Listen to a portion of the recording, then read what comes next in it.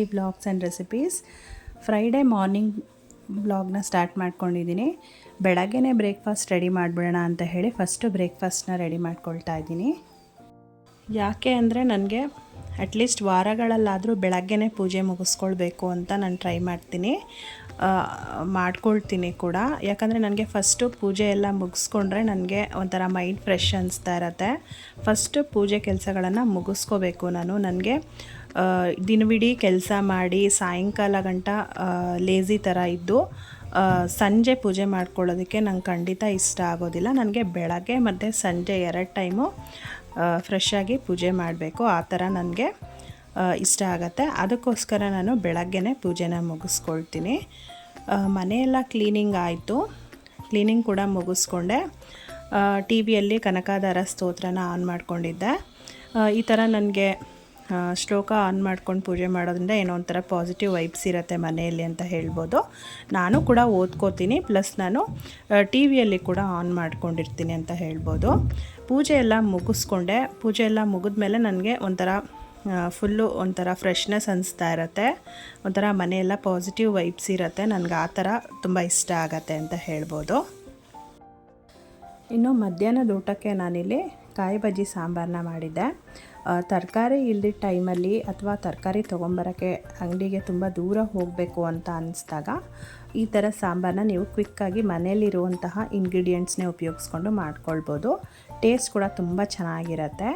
ಇಲ್ಲಿ ಸ್ವಲ್ಪ ಕಾಯಿ, ಬೆಳ್ಳುಳ್ಳಿ, ಈರುಳ್ಳಿ ಮತ್ತು ಕೊತ್ತಂಬರಿ ಸೊಪ್ಪು, ಹುಣಸೆಹಣ್ಣು, ಹುರ್ಗಡ್ಲೆ ಮತ್ತು 2 ಟೇಬಲ್ ಸ್ಪೂನ್ ಆಗುವಷ್ಟು ನಾವು ಸಾಂಬಾರು ಪೌಡ್ರನ್ನ ಆ್ಯಡ್ ಮಾಡಿಕೊಂಡು ಗ್ರೈಂಡ್ ಮಾಡ್ಕೊಳ್ಬೇಕಾಗತ್ತೆ. ಒಗ್ಗರಣೆಗೆ ಇಲ್ಲಿ ನಾನು ಸ್ವಲ್ಪ ಆಯಿಲ್ನ ಹಾಕ್ಕೊಂಡಿದ್ದೀನಿ. ಸಾಸಿವೆ, ಈರುಳ್ಳಿ, ಕರಿಬೇವು, ಒಣಮೆಣ್ಸಿನ್ಕಾಯಿ ಇಷ್ಟನ್ನು ಹಾಕಿ ಒಗ್ಗರಣೆ ಮಾಡ್ಕೊಳ್ತಾ ಇದ್ದೀನಿ. ಇದು ಹೊಸ ರೆಸಿಪಿ ಏನಲ್ಲ, ಹಳೆ ರೆಸಿಪಿನೇ ಅಂತ ಹೇಳ್ಬೋದು. ತುಂಬ ಹಳೆ ಅಡುಗೆನೇ ಇದು. ನಮ್ಮಮ್ಮ ಕೂಡ ಇದನ್ನು ಮಾಡ್ತಾಯಿದ್ರು. ಅಂದರೆ ಡೈಲಿ ಏನಪ್ಪ ಸಾಂಬಾರು ಮಾಡೋದು, ಏನು ತಿಂಡಿ ಮಾಡೋದು ಅನ್ನೋ ಟೆನ್ಷನ್ ಎಲ್ಲ ಲೇಡೀಸ್ಗೂ ಇರುತ್ತಲ್ವ. ಹಾಗೆ ಅಮ್ಮನೂ ಒಂದೊಂದು ಸಾರಿ ಈ ಸಾಂಬಾರನ್ನೇ ಮಾಡಿಬಿಡ್ತಾಯಿದ್ರು ಸಿಂಪಲ್ಲಾಗಿ. ತುಂಬ ಚೆನ್ನಾಗಿ ಮಾಡೋರು, ತುಂಬ ಇಷ್ಟ ಆಗ್ತಿತ್ತು. ಮುದ್ದೆಗೆ, ರೈಸ್ಗೆ ಎಲ್ಲ ತುಂಬ ಚೆನ್ನಾಗಿರುತ್ತೆ. ಒನ್ ಟೈಮ್ ಏನಪ್ಪ ಮಾಡೋದು ಅಂತಿದ್ದಾಗ ಈ ಥರ ಮಾಡ್ಕೊಳ್ಬೋದು ನಾವು, ಕ್ವಿಕ್ಕಾಗಿ ಆಗಿಬಿಡತ್ತೆ ಅಂತ ಹೇಳ್ಬೋದು. ಈಗ ನಾವು ಇಟ್ಕೊಂಡಿರುವಂತಹ ಮಿಶ್ರಣನ ಇಲ್ಲಿ ಆ್ಯಡ್ ಮಾಡಿಕೊಂಡು ಚೆನ್ನಾಗಿ ರಾ ಸ್ಮೆಲ್ ಹೋಗೋ ಗಂಟ ಫ್ರೈ ಮಾಡ್ಕೊಳ್ಬೇಕಾಗತ್ತೆ. ಯಾಕೆ ಅಂದರೆ ನಾವು ಹಸಿ ಈರುಳ್ಳಿ, ಬೆಳ್ಳುಳ್ಳಿ ಎಲ್ಲನೂ ನಾವು ಗ್ರೈಂಡ್ ಮಾಡ್ಕೊಂಡಿರ್ತೀವಲ್ವ, ಅದೆಲ್ಲ ಚೆನ್ನಾಗಿ ರಾ ಸ್ಮೆಲ್ ಹೋಗೋ ಗಂಟ ನಾವಿಲ್ಲಿ ಫ್ರೈ ಮಾಡ್ಕೊಳ್ಬೇಕಾಗತ್ತೆ. ಮತ್ತು ಸ್ವಲ್ಪ ನೀರನ್ನು ಕೂಡ ಹಾಕಿ ನಾವು ಸಾಂಬಾರನ್ನ ಹೆಚ್ಚಿಸ್ಕೊಳ್ಬೇಕಾಗತ್ತೆ. ಸ್ವಲ್ಪ ತೆಳು ಇದ್ರೇ ಈ ಸಾಂಬಾರು ಚೆನ್ನಾಗಿರುತ್ತೆ ಅಂತ ಹೇಳ್ಬೋದು. ಇನ್ನು ನನ್ನ ಕಿಚನ್ ಬಂದು ತುಂಬ ಚೆನ್ನಾಗಿದೆ ಅಂತ ಹೇಳ್ಬೋದು. ಬಟ್ ಇದು ನಾನ್ ಮಾಡ್ಯುಲರ್ ಕಿಚನ್ನು. ಇಲ್ಲಿ ಯಾವುದೇ ರೀತಿ ಕಬೋರ್ಡ್ಸ್ ಏನೂ ಮಾಡಿಸ್ಲಿಲ್ಲ ಅವರು. ಹೊಸ ಮನೆಯೇ, ಬಟ್ ಕಿಚನ್ ಚೆನ್ನಾಗಿದೆ. ನಾನ್ ಮಾಡ್ಯುಲರ್ ಕಿಚನ್ ಅಂತ ಹೇಳ್ಬೋದು. ನಾನ್ ಮಾಡ್ಯುಲರ್ ಕಿಚನ್ನೇ ನಾನು ಹೇಗೆ ಜೋಡಿಸ್ಕೊಂಡಿದ್ದೀನಿ ಅನ್ನೋದನ್ನು ನಾನು ನೆಕ್ಸ್ಟ್ ವೀಡಿಯೋಗಳಲ್ಲಿ ನಾನು ಕಿಚನ್ ಟೂರ್ ಮಾಡೋಣ ಅಂತ ಅಂದ್ಕೊಂಡಿದ್ದೀನಿ. ಇನ್ನು ಕಿಚನ್ ಕಾರ್ನರ್ಗೆ ನಾನಿಲ್ಲಿ ಸಾಲ್ಟ್ ಕಂಟೈನರ್ಸ್ನ ತರಿಸ್ಕೊಂಡಿದ್ದೆ ಮೀಶೋದಲ್ಲಿ. ತುಂಬ ಚೆನ್ನಾಗಿದೆ ಅಂತ ಹೇಳ್ಬೋದು. ರೀಸನಬಲ್ ಪ್ರೈಸ್ ಕೂಡ ಹೌದು. ಮತ್ತು ಒಂಥರ ಅಟ್ರಾಕ್ಟಿವ್ ಆಗಿ ಚೆನ್ನಾಗಿದೆ. ಬ್ಲೂ ಕಲರಲ್ಲಿ ತರಿಸ್ಕೊಂಡಿದ್ದೀನಿ. ಇನ್ನು ನನ್ನ ಓಲ್ಡ್ ಸಾಲ್ಟ್ ಕಂಟೈನರ್ ಬಂದು ಅದರದ್ದು ಕ್ಯಾಪ್ ಹೊಡೆದೋಯ್ತು. ಅದಕ್ಕೋಸ್ಕರ ಅದನ್ನು ಕೂಡ ನಾನು ವೇಸ್ಟ್ ಮಾಡಲಿಲ್ಲ.